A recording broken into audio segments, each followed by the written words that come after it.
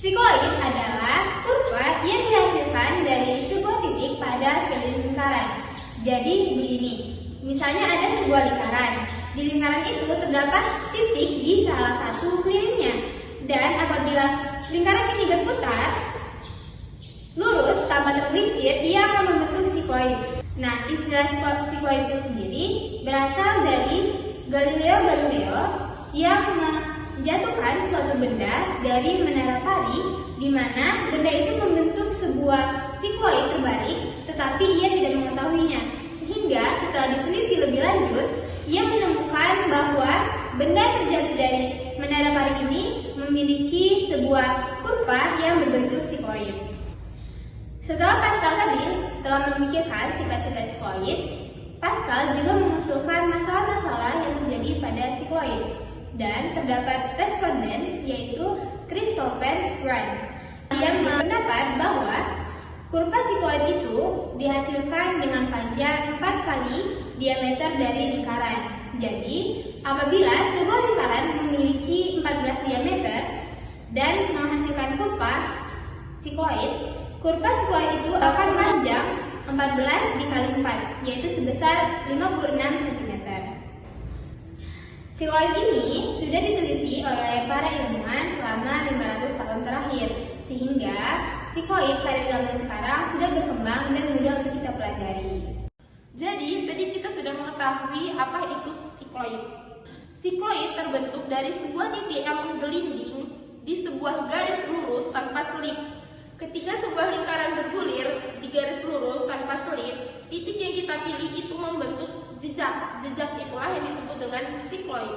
Sikloid memiliki puncak-puncak dan lembah-lembah yang berulang secara parodik.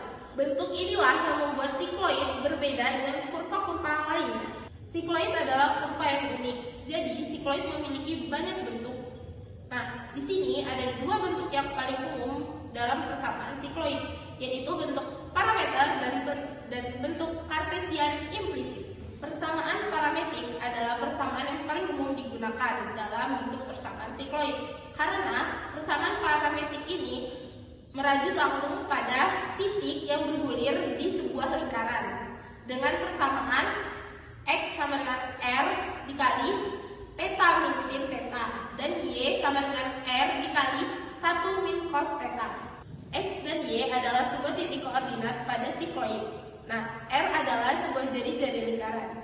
Theta adalah sebuah sudut dengan radian yang biasanya radian theta ini dari 0 hingga 2pi. Yang kedua adalah bentuk kartesian implisit. Bentuk kartesian implisit ini menghubungkan X dan Y secara langsung.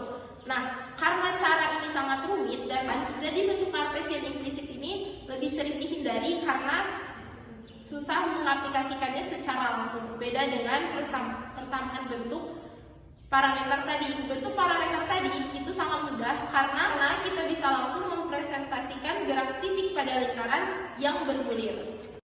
Baiklah, di sini kita akan menjelaskan materi tentang sifat-sifat sikloid. Yang pertama itu ada sifat evolut. Sifat evolusi sikloid adalah sikloid yang sama dan hanya bergeser.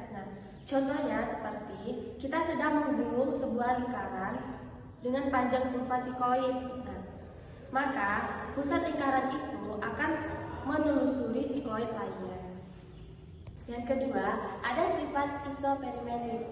Sifat isoperimetrik sikloid merujuk pada hubungan antara panjang busur sikloid dan panjang garis lurus yang menghubungkan titik awal hingga titik akhir sikloid tersebut. Yang ketiga, ada sifat brachistochrone. Sifat brachistochrone menyatakan bahwa sikloid adalah kurva yang mempersingkat waktu tempuh di bawah pengaruh gravitasi. Misalkan sebuah benda meluncur dengan gesekan di sebuah sikloid dari satu titik ke titik yang lebih rendah, maka dibutuhkan waktu secara singkat. Yang terakhir, ada sifat tautochrone. Sifat tautochrone dari sikloid menyatakan bahwa waktu yang dibutuhkan untuk beberapa benda meluncur tanpa gesekan di sepanjang sebuah sikloid terbalik ke titik paling terendah akan selalu sama. Nah, gimana teman-teman? Kalian udah tahu kan apa itu sikloid? Mari kita bayangkan sebuah roda yang menggelinding di lintasan yang datar. roda tersebut akan membentuk suatu gunung-gunung yang kita sebut dengan sikloid. Nah, sikloid itu ternyata punya beberapa jenis loh. Yang pertama ada yang namanya sikloid biasa. Mari kita lihat, sikloid biasa ini seperti yang saya jelaskan tadi, di sebuah roda, titik di ujung roda tersebut menggelinding di lintasan yang datar. Maka hasil tersebut kita sebut dengan sikloid biasa. Nah, selanjutnya yang kedua ada sikloid diperluas. Bedanya dengan sikloid biasa, sikloid diperluas mempunyai titik di luar lingkaran. Di luar lingkaran ini membuat sikloid ini membentuk gelombang-gelombang atau loop. Bayangin bahwa sebuah roda tadi punya antena di luarnya dan antena tersebut menggelinding dan membentuk sebuah gelombang. Nah, yang ketiga ada namanya sikloid diperkecil. Seperti sikloid diperluas, kalau sikloid diperluas suatu roda antenanya ada di luar, kalau sikloid diperkecil antenanya ada di dalam atau titik itu berada di dalam lingkaran, sehingga kurva yang dihasilkan lebih halus tetap membentuk gelombang walaupun tidak memiliki loop. Biasanya digunakan dalam simulasi benda yang lebih halus. Nah, kalau kita udah membahas beberapa jenis-jenis sikloid yang tadi, sekarang kita akan membahas sikloid yang keempat, yaitu sikloid terbalik. Sikloid terbalik ini sebenarnya sama dengan sikloid biasa, hanya saja dia punya bentuk yang terbalik. Sifat uniknya yaitu jika kita meletakkan benda di mana saja pada kurva ini, maka jarak tempuh kepada titik rendahnya itu selalu sama. Jadi kalian udah tahu kan apa-apa aja jenis-jenis sikloid? Lalu gimana sih penerapan sikloid dalam kehidupan sehari-hari? Baiklah, kita akan melanjutkan materi tentang aplikasi dan penerapan sikloid. Nah, yang pertama itu ada jalur tercepat. Nah, bayangkan jika kita ingin menggulir suatu bola ke titik A dan ke titik B yang lebih rendah dan agak ke samping, secara intuitif jalur tercepat adalah sebagai pilihan tercepat. Namun, jalur tercepat terdapat pada kurva yang dinamakan sikloid. Mengapa sikloid? Nah, sikloid memungkinkan bola melaju dengan kecepatan yang lebih cepat karena kemiringan yang curam. Nah, sehingga waktu yang ditempuh akan lebih singkat dibandingkan jalur lurus tersebut. Yang kedua, ada bandul Huygens. Nah, bandul ini memiliki periode ayunan yang berubah-ubah tergantung pada besar sudut ayunannya.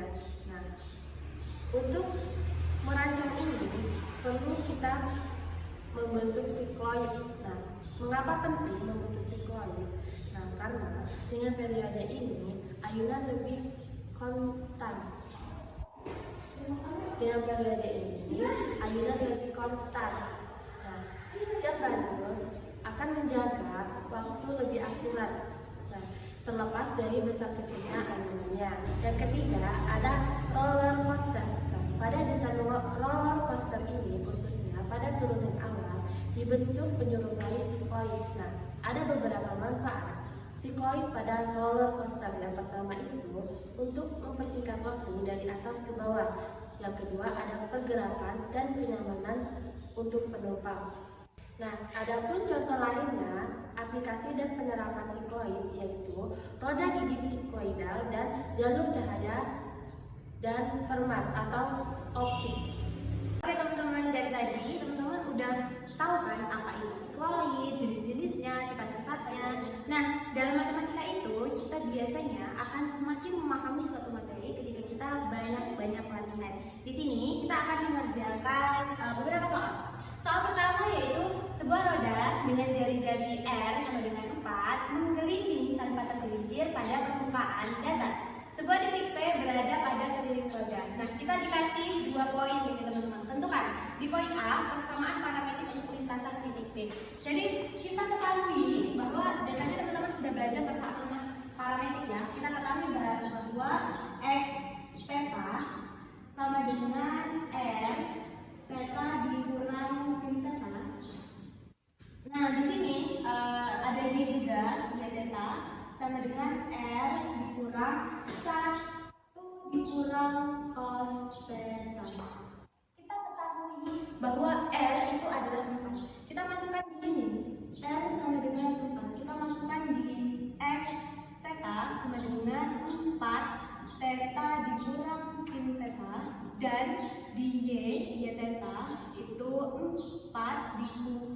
1 dikurang cos theta. Ini adalah persamaan parametrik dari lintasan titik P yang sudah diberikan tadi. Lalu ke poin B, ini adalah poin A ya.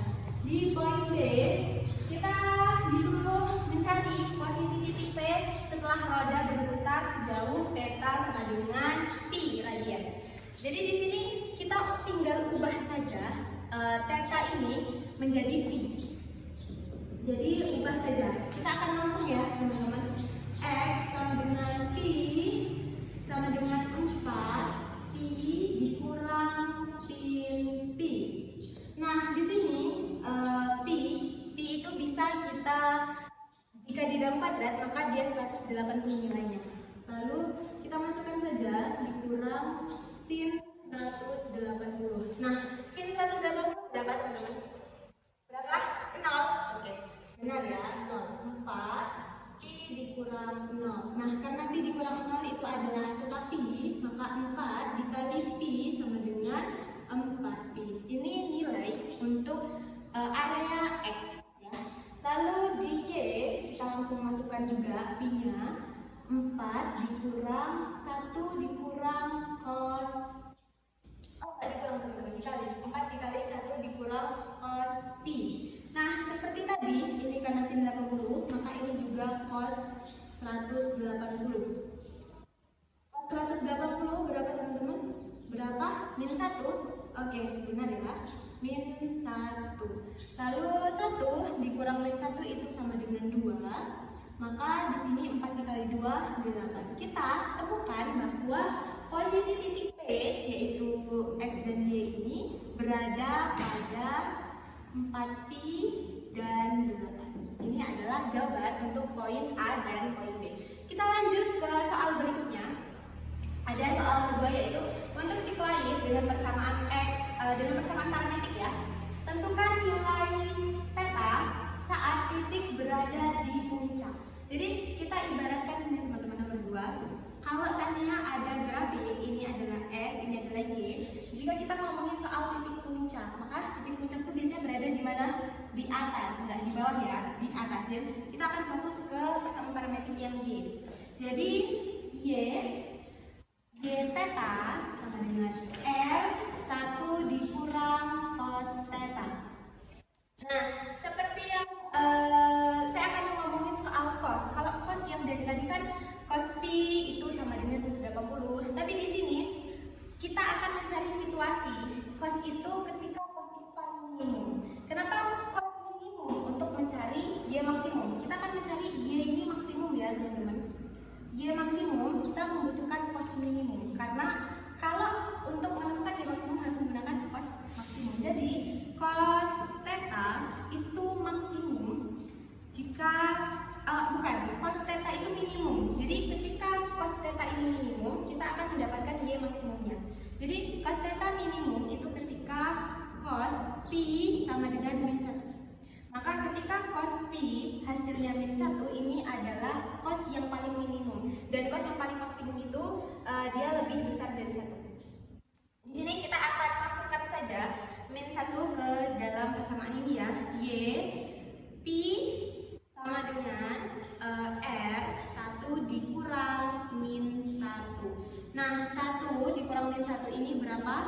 2. Maka sudah kita temukan bahwa titik puncak atau titik tertinggi dari persamaan parametrik itu adalah 2R. Nah, gimana teman-teman?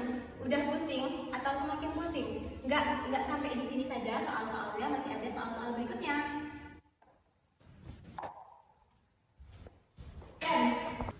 Oke teman-teman, saya akan melanjutkan pembahasan contoh soal dari materi sikloid, yaitu yang pertama, tentukan titik awal dan titik saat lingkaran telah mengelilingi setengah putaran penuh. Soalnya yaitu sebuah titik berada di tepi lingkaran berdiri dari R sama dengan meter. Lingkaran itu mengelilingi tanpa sisi sepanjang garis lurus. Tentukan titik awal saat T sama dengan 0 dan titik saat lingkaran telah mengelilingi setengah putaran saat T sama dengan pi. Untuk penyelesaiannya kita menggunakan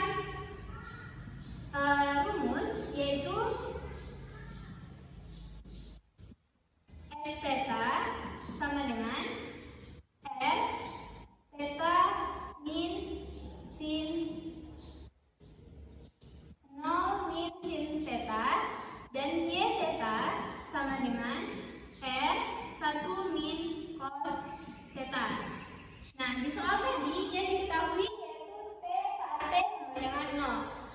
T sama dengan 0, ini juga dapat dikatakan sebagai theta sama dengan 0. Kita tinggal masukkan aja ke dalam rumus yang pertama, yaitu X theta sama dengan R, 0 min sin theta. Kita masukin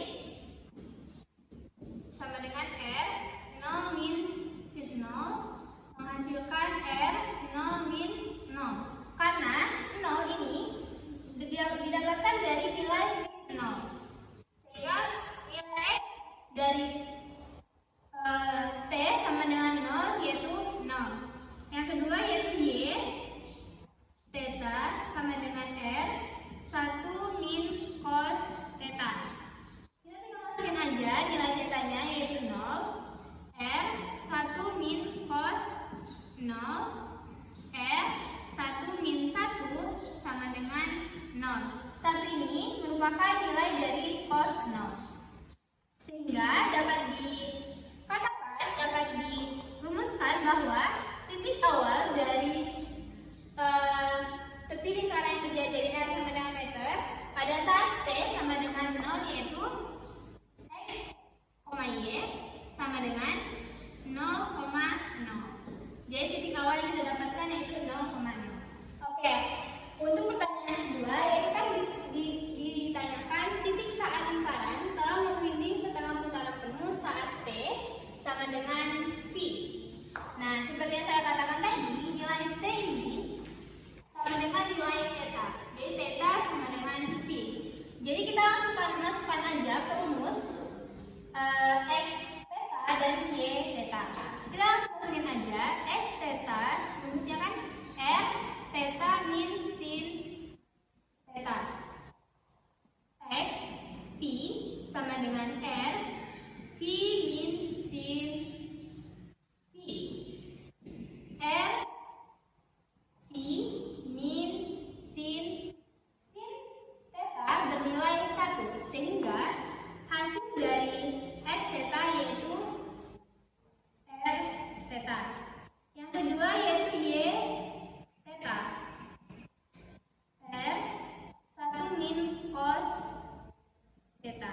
Kita langsung masukin aja nilai tetanya yaitu V, R 1 min cos V sama dengan R 1 min nilai dari cos theta yaitu min 1, sehingga menghasilkan 2R. Jadi titik saat lingkaran mengelilingi setengah putaran penuh saat T sama dengan V yaitu X min Y sama dengan VR dan 2R. Oke, soal selanjutnya yaitu kapan titik kembali ke tanah saat Y sama dengan 0 untuk pertama kalinya segala T sama dengan 0 dengan menggunakan persamaan Xt sama dengan T min sin T dan Yt sama dengan 1 min cos T. Nah, untuk penyelesaiannya kita hanya menggunakan yang Yt sama dengan 1 cos T. Kita langsung ke penyelesaiannya. Jadi Y 0 karena nilai T yaitu 0, 1 min cos T. Cos T ini sama dengan 0, sehingga cos T ini sama dengan 1. Nah, T